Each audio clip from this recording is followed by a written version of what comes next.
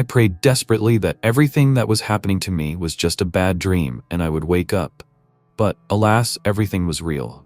No one has ever witnessed the shocking things that I witnessed in the otherworldly space, and that was just the beginning. The fear I felt at that moment made me go forward, because it was unbearable to stand still. Besides, it wasn't safe, because I risked staying in this terrible place forever. But the scariest thing was that it was dark where I was, and all the time it seemed to me that I was stepping on people crawling in some kind of slush.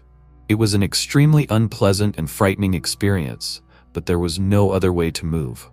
In this pitch black and cold darkness, the only source of light was myself, or rather, the barely flickering light of my soul.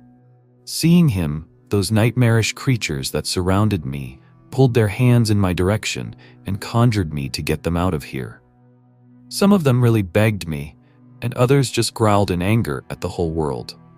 I'll never forget what I went through there. These were the impressions of being in the lower realms of the otherworldly space. Wagner Borges, a researcher of mystical mysteries who has studied the phenomenon of out-of-body travel for many years and actively practiced it himself, in his numerous speeches and interviews, revealed to people the knowledge he acquired during his astral travels. A special place among them was occupied by the information he received when he made the transition to the otherworldly space. Having visited all its spheres, he talked in detail about how life goes on in another world, what areas of habitation exist there, and the principle by which a person finds himself at one or another level of being after death.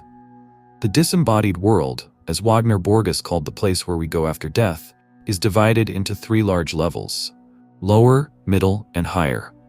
The lower plane is the so-called purgatory, and the higher level is what people would consider paradise. As for the middle sphere, those who led a more or less righteous earthly life live there, that is, those who do not have any special spiritual merits, but who were not sinners. This means that most of the deceased will be at the average level after death. Wagner Borges saw amazing things in his out-of-body travels. So, in one of them, he managed to witness a person's transition to the other world. That's how he talked about it. I was an observer of how, at the moment of death, light spiritual beings appeared near a man who had completed his earthly journey, who helped him release his soul from the flesh. Then they pulled her into the vortex of energy. This is the tunnel with the light at the end, which is often described by those who have experienced clinical death. But the most profound impression on Wagner Borges was made by his immersion into the lower spheres of otherworldly existence. He argued that the lowest disembodied level, which souls enter after death, is a very difficult place because it reflects the condition of those who are there. Here you can see places that resemble medieval cities, abysses, gloomy caves, swamps, and deserts.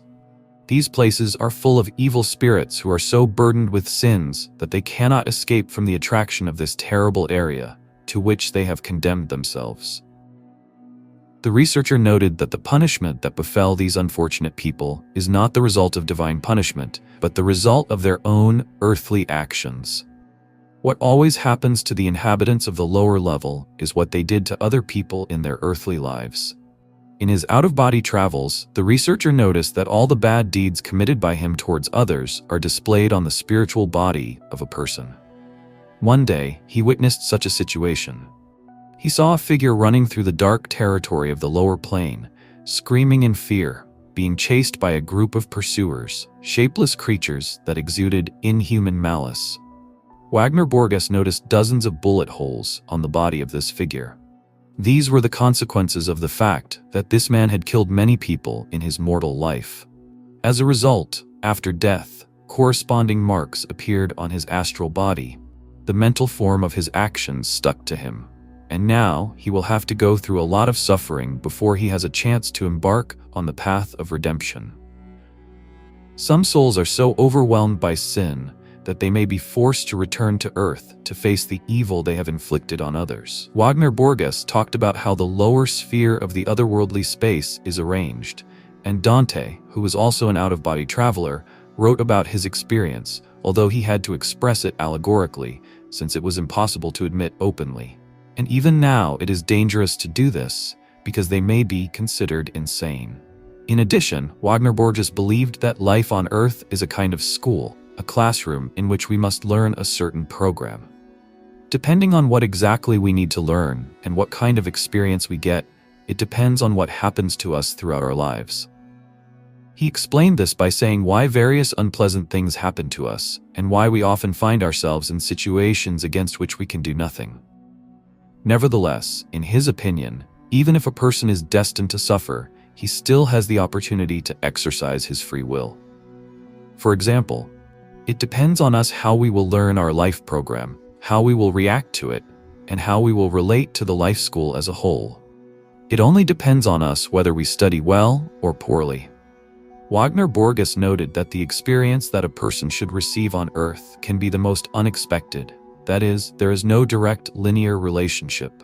For example, some people come to this world to experience death in an earthquake. In this case, the person will be born in a country where such natural phenomena often occur. Of course, this may seem offensive to some, and indeed there is a certain fatalism in it, but Wagner Borges explained this by saying that we cannot grasp the entire karmic picture of our personal existence with our minds. After all, an experience that seems like a disaster to us may be the last test before we enter paradise. It all depends on how we react to it. The researcher also made an interesting remark about the connection between earthly experience and life after death. According to him, although the program of earthly life for a person is largely determined in advance, subsequent life in the disembodied world is solely a human choice. Illustrating this idea, Wagner Borges gave the following analogy. In childhood, we do not choose a school for ourselves. Our parents choose it.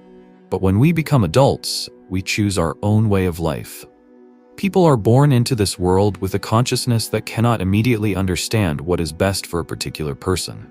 That is, with spiritual underdevelopment.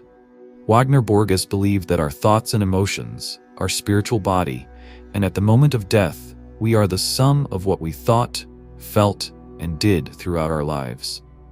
It can be said that every dying person carries within himself a subtle energy and information field containing everything that he has done in his mortal life.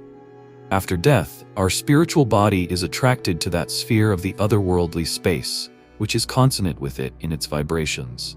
Wagner Borges argued that every human being carries hell and heaven within him during his lifetime. After the end of our earthly existence, they simply direct us to one or another area of the out-of-body world. If a person has a lot of kindness and compassion, they are sent to heaven. An equally dramatic story about what is happening in the next world was told by an intensive care physician, MD Rollins Moritz. One day, his patient returned from the otherworldly space with screams of horror, repeating over and over again, "Doctor, don't let me go back there again." What did he see in the afterlife? What are other people who have returned from those parts silent about? We are all used to hearing stories that after the cessation of mortal existence, an amazing world of afterlife opens up before a person, but it turns out that not everything is as rosy as we would like. There are facts that both doctors and patients prefer not to talk about or deliberately conceal. It was like this. A middle-aged patient was admitted to the intensive care unit whose heart stopped. Everything happened according to the usual pattern for doctors. For them, it was routine work. Many doctors, who are constantly faced with the death of patients, become cynical, not prone to sentimentality. They get used to thinking that there is nothing but emptiness on the other side of death. But this case radically changed not only the worldview of Rollins Moritz, but also completely changed the direction of his career. He began to study closely what is called the post-mortem experience. After carrying out all the necessary actions on the part of the intensive care team, the patient finally regained consciousness, but looked extremely scared. He was trembling with fear and pleading. Looking at the doctor, he said, "Doctor, I conjure you, don't let me go back to where I was just now." It was the first time Rollins Moritz had seen a man so scared after he had been on the other side of life. Usually, people are confused or too exhausted after resuscitation, but most often, they are grateful for the rescue. But this was the first time the doctor had seen such a panic in a patient. Such a reaction to the resurrection from the dead puzzled the cardiologist, and, consumed by curiosity, he could not stand it and asked the patient about what caused such a violent reaction. He explained that after his death he fell into some kind of pit, where it was dark and unbearably lonely. The man who was saved from death could not tell anymore, because the newly surging emotions made him tremble with fear again. He was sweating profusely, began to stutter, and again asked the doctor not to let him return to this terrible place. He repeated these words over and over again, like a prayer or an incantation. "What scared you so much?" Rollins Moritz exclaimed angrily, to whom the patient's panic had somehow been transmitted. Nevertheless, despite such an emotional response, the cardiologist, who had seen a lot, did not attach much importance to it at first. He thought it was just a strange stress response. After all, the man had experienced clinical death, and it could not pass without a trace. However, the story did not end there. A few days later, Rollins Moritz visited the patient he had recently saved again. It was necessary to monitor his condition. Then the doctor once again tried to find out about the frightening visions of the patient, which he saw beyond the pale of mortal existence. But imagine the doctor's surprise when the patient replied, quite sincerely, that he did not remember anything like that. He insisted with incredible tenacity that there was nothing like that, but the doctor saw in his eyes that it was a lie. The patient actually remembered everything, but for some reason he was terrified to talk about it. The patient said, "I'm sorry, doctor, but what are you talking about? I don't remember anything that could have scared me so much. On the contrary, I met an amazing and kind woman there, about 30 years old, very beautiful and sweet. She introduced herself as my mother, but she didn't. My real mother looks completely different." After this response, Rollins Moritz was even more puzzled. Not only has his patient now renounced his terrible visions, but he also talked about new ones. The resuscitator realized that he would not rest until he sorted out this case. Without informing the patient, he contacted his father and told him about his son's post-mortem visions, as well as recounted the description of the woman he had met in the otherworldly space. The cardiologist was literally stunned by his father's comment. It turned out that the father of the rescued man was married twice, but his first wife died. Not wanting to hurt his son's psyche, he did not dare to tell him about it. Moreover, he soon remarried. But the fact is that it was his first wife who was the biological mother of his son, whom he had not only never heard of, but also had never seen her photos. In general, the patient needlessly doubted the truth of the words of the woman who met him beyond the pale of life. This incident made an indelible impression on Rollins Moritz and made him seriously think about what really happens after a person dies. Since then, he began to interview patients in detail about what they were going through at the moment when doctors were fighting for their lives. Thanks to these studies, the doctor came to the conclusion that there's another life beyond death. But unlike similar studies that contain exclusively positive memories of the afterlife, Rollins Moritz also collected those patient testimonies that cannot be attributed to pleasant ones. On the contrary, they frighten and force us to treat the experiences of the afterlife more critically, even reminding us of the existence of hell and the torments of sinners in the afterlife. Rollins Moritz came to the conclusion that after the cessation of mortal existence, not all people will have something pleasant. That's what he said about it. I interviewed all the resuscitators. About 20% of them agreed to talk about their impressions from the otherworldly sphere. These descriptions freed me from the darkness of ignorance and led me to believe that there is another life beyond death. I have repeatedly witnessed that the deceased can see and hear the doctors in the ward. But it's easy to check. There is no doubt that they really perceive everything around them when the beating of life stops in their body. Living people suffer from a certain degree of spiritual blindness to the invisible world, while the perception of the so-called dead, on the contrary, expands. He also made an interesting observation. If a patient is asked immediately after intensive care about what happened to him on the other side of mortal existence, then most often you can hear about the frightening experience of death and not about a pleasant transition to another world. According to the cardiologist, over time, such anxious and painful experiences are banished to the subconscious, and either only pleasant memories remain in conscious memory or nothing remains at all. That's why at first glance it may seem that life after death is somewhat like heaven. But in fact, this is not always the case. According to the stories of those who survived clinical death and were saved, the retreat to the spiritual realms usually begins with the deceased seeing his own body, from which life has gone. Then the soul leaves the place of death and flies into a dark corridor. However, not everyone's flight through this tunnel ends in light. Many of them said that they found themselves in a dark cave or at the bottom of a deep pit, where it was cold and gloomy. Everything was shrouded in fog, and the people living in those areas resembled shadows that exuded terror and doom. There was emptiness, apathy, and hopelessness in that place. Some people even confessed that they tried to escape from those places, but they felt a certain unbearable weight on them, which, like a large stone, did not allow them to leave the abode of darkness.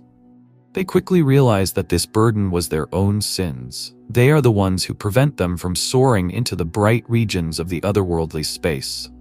The severity of sins literally puts pressure on a person, preventing him from leaving hell. Naturally, few people who have experienced such a frightening experience will share it with others, because it reveals a very unpleasant truth. That's why such people not only hide it from others, but often from themselves, pushing their terrible memories out of consciousness. For this reason, Rollins Moritz believed that the most valuable evidence is that which patients share immediately after intensive care. That is, while they still do not have time to fully comprehend what happened and put up a psychological defense. The cardiologist believed that existence after death is not only a mystery, but also the hope of mankind. The unusual encounters experienced by his patients had a profound effect on them, and changed not only their attitude to life, but also to what awaits beyond it. Dear friends, thank you for watching my video to the end. If you liked it, please like it, and don't forget to subscribe to the channel. It's very important. Thank you, and have a nice day.